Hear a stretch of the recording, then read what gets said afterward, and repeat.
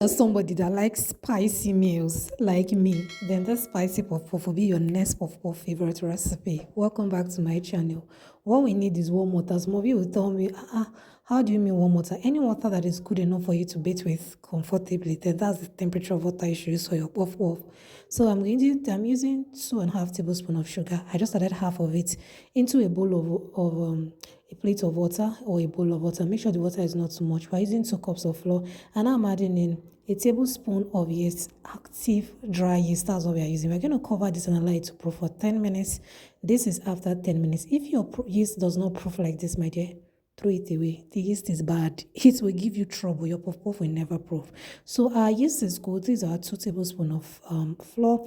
So we are going to go on now to add it into our recipe. This recipe is so easy. Just freestyle with any spice. You know the way you cook jollof rice and put the spice you like. That's the way we are making this recipe. I'm adding in the remaining sugar. I'm adding in my spices. I'm using chopped onions. You can add chopped whatever chopped vegetable you like, but I'm just using chopped onions and this pepper. Now this is chili pepper, but it has paprika and other ingredients in it, other spices in it. This is Baats. You can just use ordinary pepper and onions, then add in salt. You just need half teaspoon of salt. Now I'm going to add in my yeast that I've proof. You can see, make sure the water you poured your yeast into is not too much, because you're going to still add in more water to your dough. Now if you add in too much water to mix your yeast, it will be too much for your dough and your puff will come out being too watery. That won't be nice. So you can see I've added the yeast water. It didn't get my dough together, so I'm adding more water. Add in your water gradually, because you don't want your puff puff to be too watery. If it is too watery, you can't even cut it into the oil. You already started making a disaster.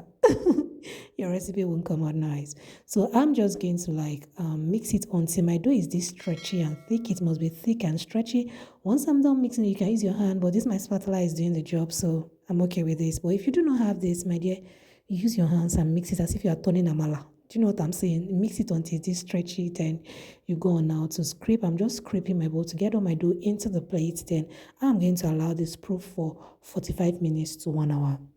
If this is your first time of stopping by my channel, you're so welcome. And if you've been here before, good to have you here once again. And if you haven't subscribed to Debbie's Kitchen, do subscribe, do like and share, do hit on the notification button for more yummy recipes coming your way from here.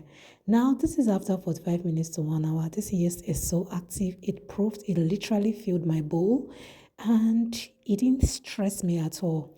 If you're in the UK, the cold weather will not allow your yeast to proof. Heat up your oven a bit, and I've heated it for 10 to 5 minutes or 5 to 10 minutes. You can place your dough in there. So I'm going to mix my dough again after it has proof, just to properly mix it and get it together.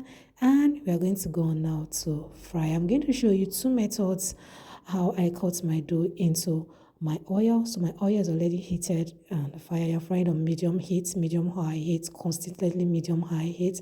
So make sure your fingers are very wet. The whole of your palm itself should be very wet. So you're going to call, this is what I call, or what is called the eye gouge method. You're going to get your bowl into your palm and make sure it fills your palm and gouge it out or press it out into the oil like this. This is what they call the eye gouge method.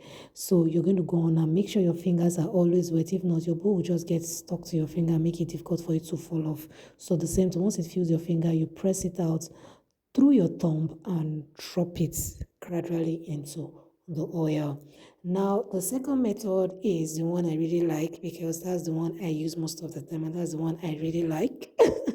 So you just go on now to cut your dough with the tip. You're using just the tip of your finger for this one now, and when you cut it, you roll it on the side of the plate, and after rolling it with the tip of your finger likewise, you drop it into the oil. So with these 2 methods, either way, which one is convenient for you, cut that puff puff into the oil.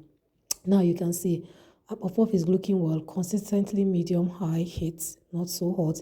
It is round. You get it. It is perfect. You can see it's browning beautifully with the onions, with the spices. Oh my God. A bite of this puff puff. Oh my God. If you like pepper like me, you like spice like me, you will love this recipe. So, but some of the puff puff we know here, they will not turn. Tell them turn, they will say no.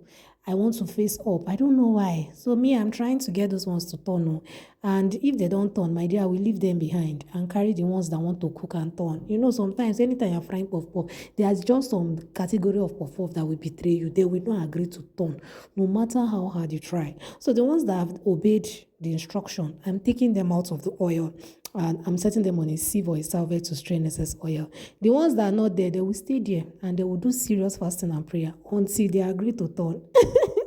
So I'm just taking my puff out of the oil gradually and set them in a salvet or sieve. Then the ones that are refusing to, that have not turned, look at me. I'm by fire, by force, I'm pressing the head, it must turn and cook properly. So anyway, when they are all brown, the ones that is a bit brown, I took it out of the oil. That last one refused to turn, I just left it there. I say, stay there. When you are ready, I'll come and carry you.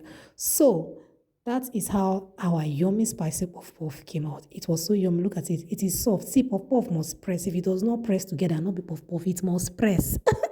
That's to tell you that it is original puff puff. So, and it must draw like this. You can see it. So, look at the color. Look at it. This was so yummy. It felt like food. It was filling and so satisfying. Thank you so much for stopping by my channel. Do like, share, and subscribe. And see you in my next one. Bye-bye. Good to have you here. See you next time.